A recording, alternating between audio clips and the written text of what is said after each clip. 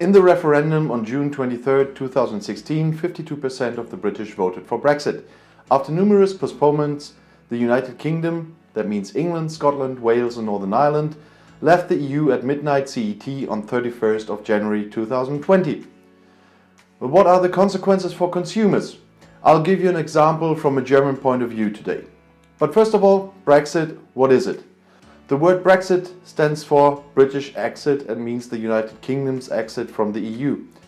The United Kingdom is referred to as Great Britain in the further development of the video to make it just easier, but it consists of England, Scotland, Wales and Northern Ireland. Britain's exit from the European Union, the European Single Market and the Customs Union is described as a hard Brexit, but also Britain's exit from the EU without a deal. Great Britain also leaves the EU in the event of a soft or orderly or deal Brexit. But issues such as free trade agreements, customs duties and the Northern Ireland question are regulated. But only with a Brexit agreement. There is still a risk of a no-deal Brexit though. This is the case if, after the transition period, which goes from 1st of February 2020 to the 31st of December 2020, no free trade agreement has been concluded that regulates the time from the 1st of January 2021 forward.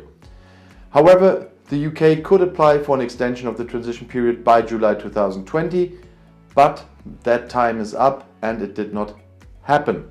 Boris Johnson rejected this and has ruled out a further extension, and the UK did not apply for an extension. What does Britain want to achieve with Brexit? They wanted to achieve no immigration from the EU, no free movement of people, adopt their own British laws, trade policy independent of the EU, conclude own trade contracts with third countries, and no need to pay a contribution to the EU. What changes when traveling to the UK? Anyone who travels to Great Britain by ship, plane, bus or train has rights that have so far been enforced under EU law. In the case of train delays, for example, there is a refund of the ticket price under certain conditions. Many of these rights remain after Brexit because they have already been brought into British law. What do I need to know when arriving by plane? Food, drinks, hotel rooms and financial compensation. Thanks to an EU regulation, this is due to flight passengers in the event of flight delay, flight cancellation and denied boarding.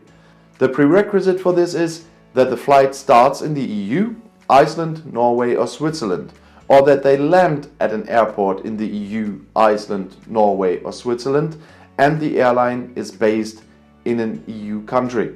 During the transition period, Great Britain will be treated like an EU country. Passenger rights therefore continue to apply during this period. It remains to be seen what happens afterwards. According to the British government, should there be a no-deal Brexit on December 31st, 2020, passenger rights will continue to apply, so we will see. For flights that start in Great Britain, no matter what destination airport, or departing from the UK and landing in the EU when the airline is based in the EU, that start in the EU and land in the UK when the airline is based in the EU. But what else happens? You will have to look for more information on passenger rights on the UK government's website and continue to do so. After Brexit, do passenger rights apply to train travel? According to the British government, existing rail passenger rights will remain in place after Brexit. EU legislation has been brought into British law. So if you use the Eurostar high-speed train, you can still make your claims. The rail guest rights apply to cross-border rail journeys Europe-Great Britain, for example, Paris-London. Or cross-border train journeys Great Britain-Europe, that means London-Paris. Or rail travel within the UK, for example, London-Newcastle. It is irrelevant whether you travel with a railway company from Great Britain or from the EU. But attention! Trains operated by private companies sometimes have different conditions. Inform yourself. The Le Shuttle Eurotunnel car train will continue to operate.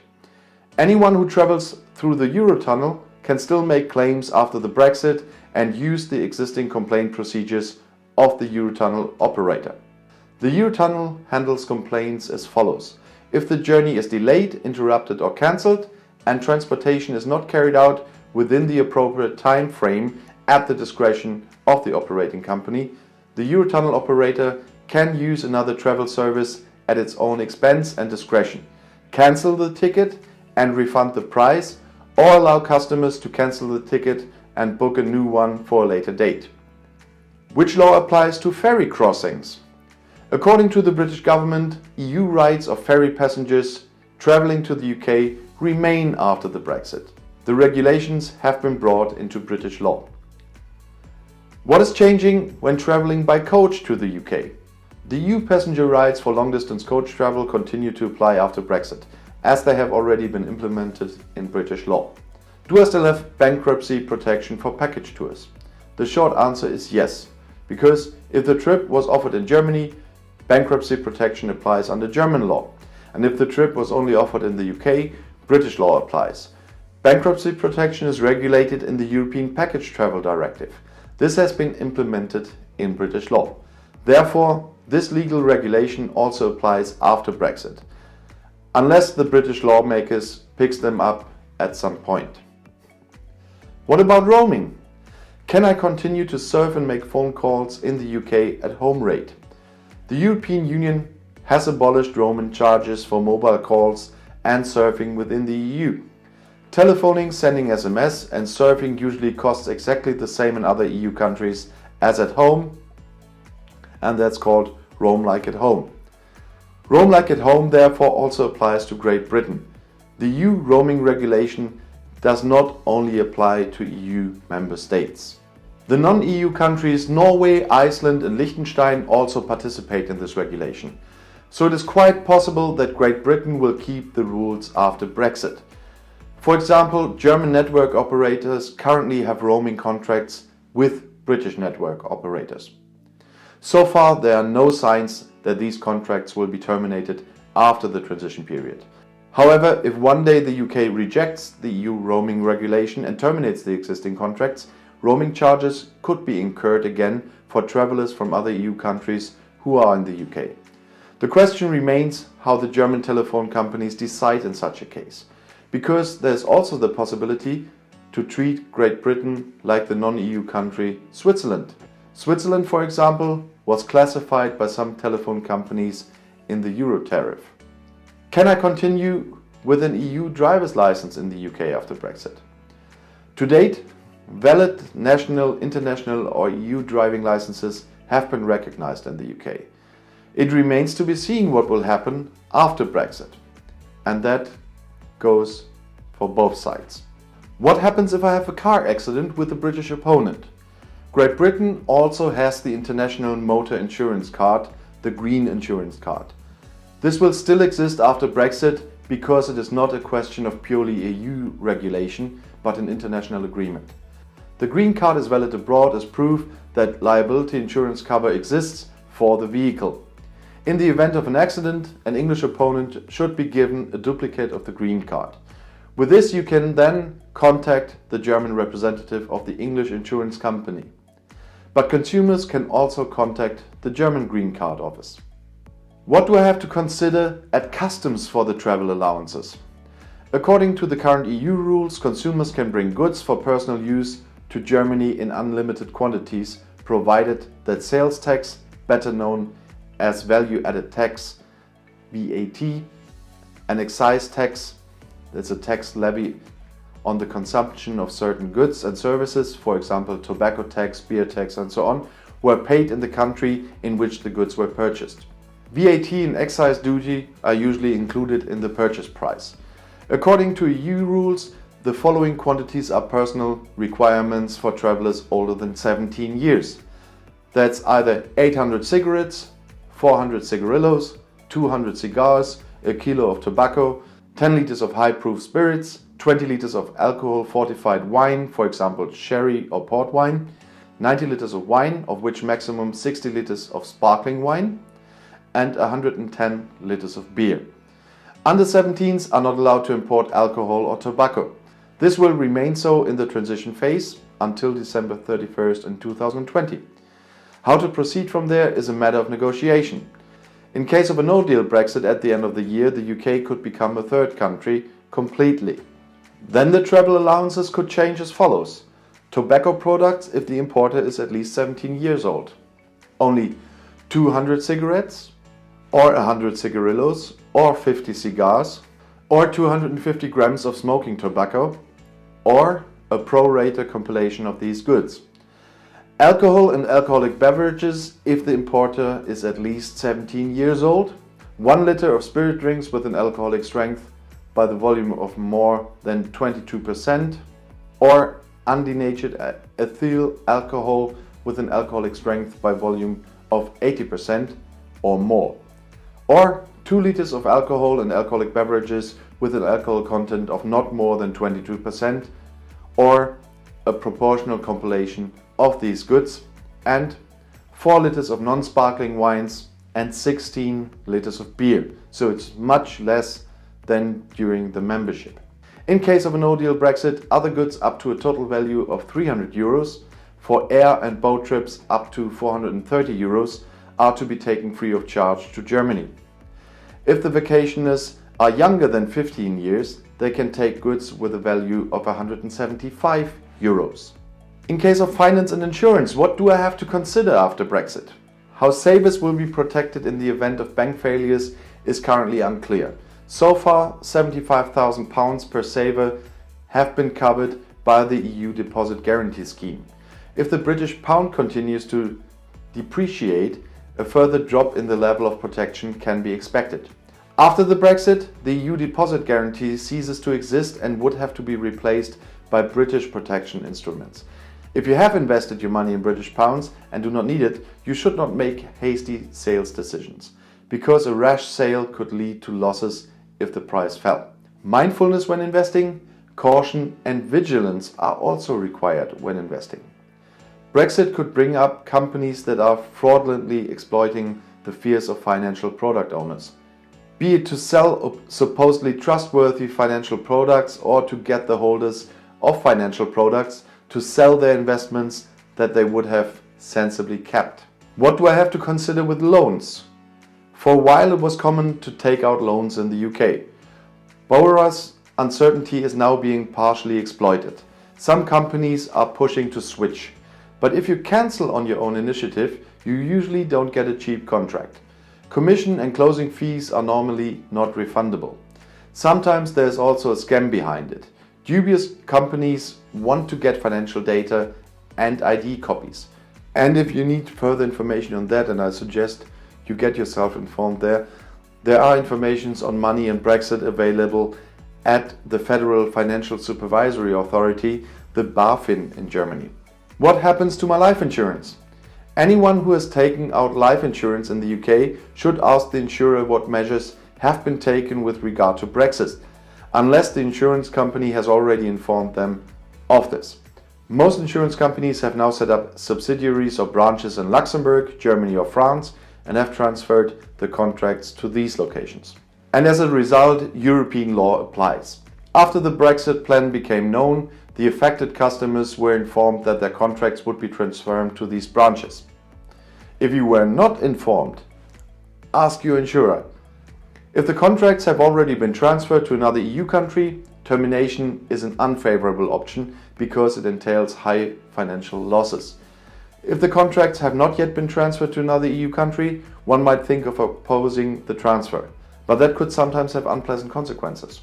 For example, insurance companies could terminate the post-Brexit contracts of EU citizens that have remained in the UK, and that would make you a bad customer. Perhaps there could be differences in insolvency coverage. Will there be restrictions on cash payment? Brexit could affect capital movements, especially in cash flows to and from the UK.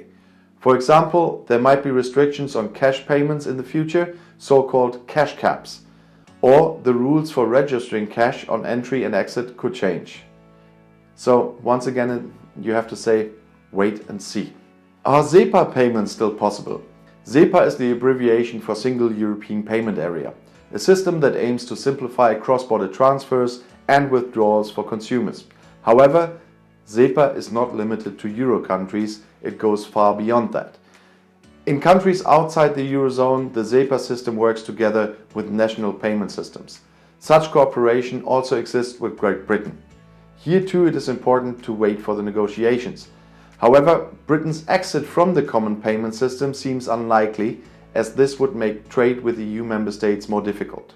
By the way, today you can only benefit from an inexpensive SEPA transfer if your outgoing and recipient accounts are kept in euros. Otherwise, there are exchange fees at the daily exchange rate. Since these fees fluctuate greatly, it is worth getting information from your house bank before you make a transfer. What you should consider when it comes to healthcare. First, statutory healthcare. The European Health Insurance Card remains valid even during the transition phase. It is provided by the statutory health insurance companies free of charge. With the insurance card, you can go to the doctor during your vacation in all EU member states, as well as in Iceland, Liechtenstein, Norway and Switzerland, and get the same benefits as citizens of the travel destination. When visiting a doctor in the UK, make sure the doctor is a member of the National Health Service, because then the health insurance companies cover the costs for the medically necessary care. It remains to be seen whether this European card remains valid after the transition period.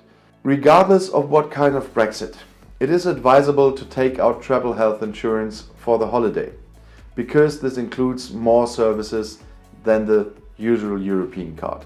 And second is private health insurance. For those who have private health insurance, nothing is likely to change after Britain's exit from the European Union. Private health insurance is valid worldwide. It therefore also applies in Great Britain. This means that the costs for the medically necessary care are borne by the private health insurance companies.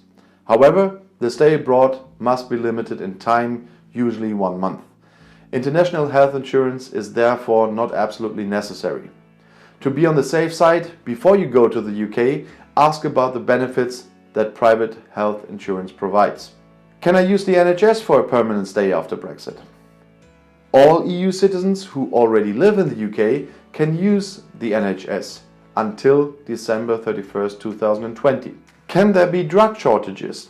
Brexit should not normally lead to bottlenecks in the supply of medicines, although we must not forget Operation Yellowhammer. Regardless of the Brexit, drug shortages have existed in the past and will always be there. Therefore, temporary shortages of certain drugs can never be ruled out 100%.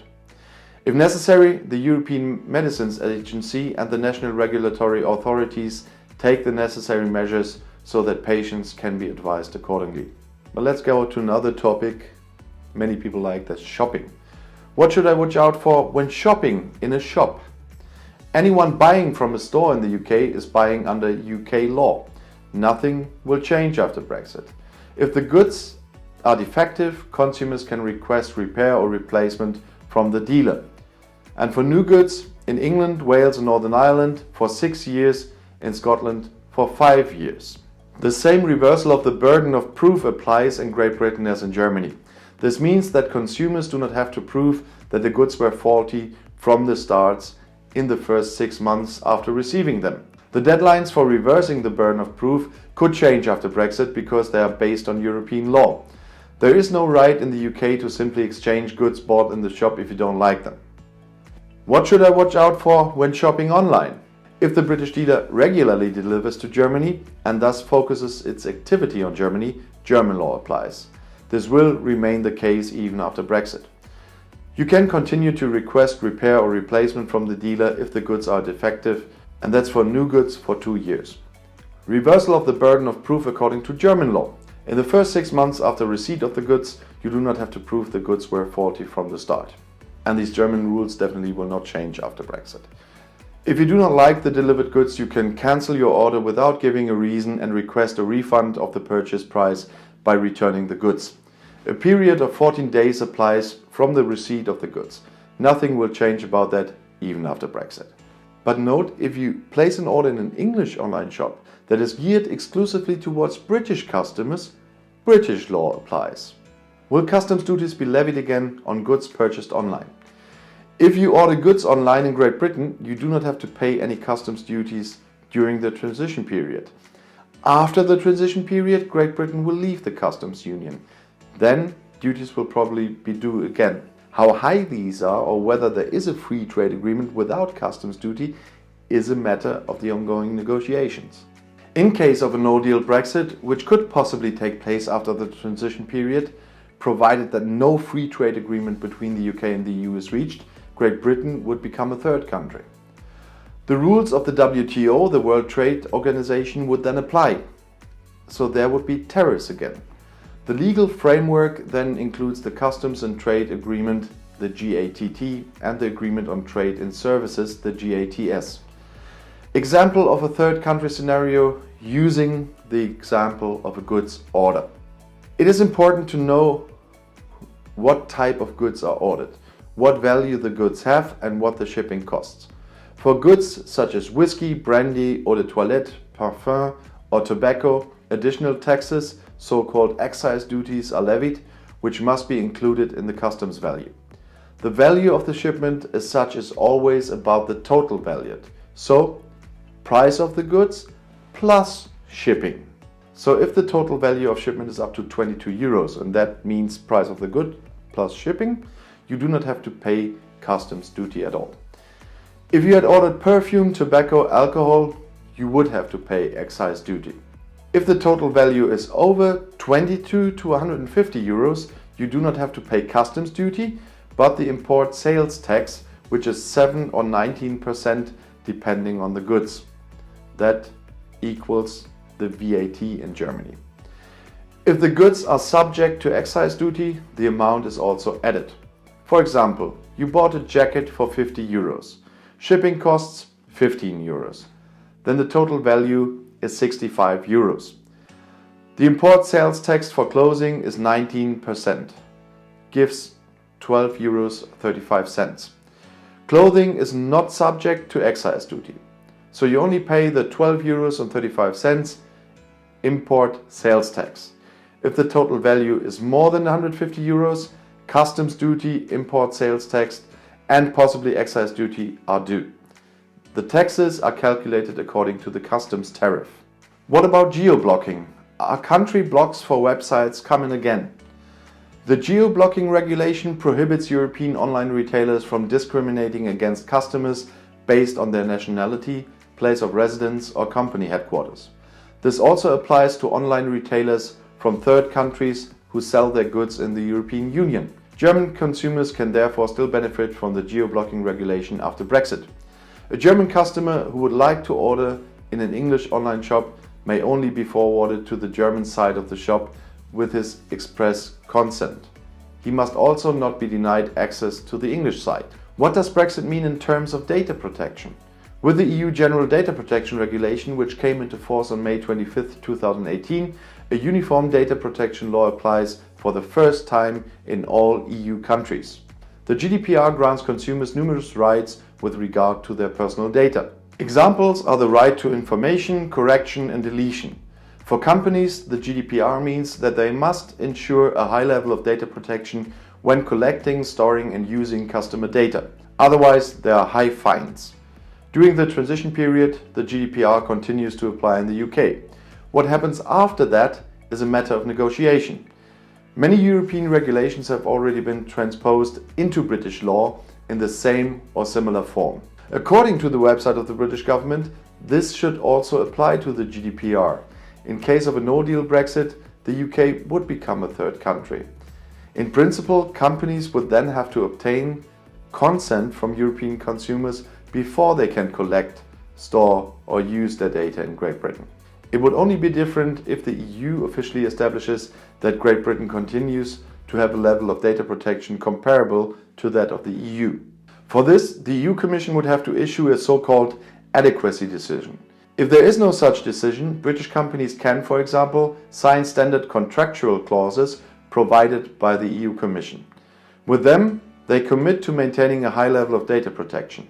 German companies wishing to transfer personal data to the UK after a no-deal Brexit can do so provided there are appropriate guarantees.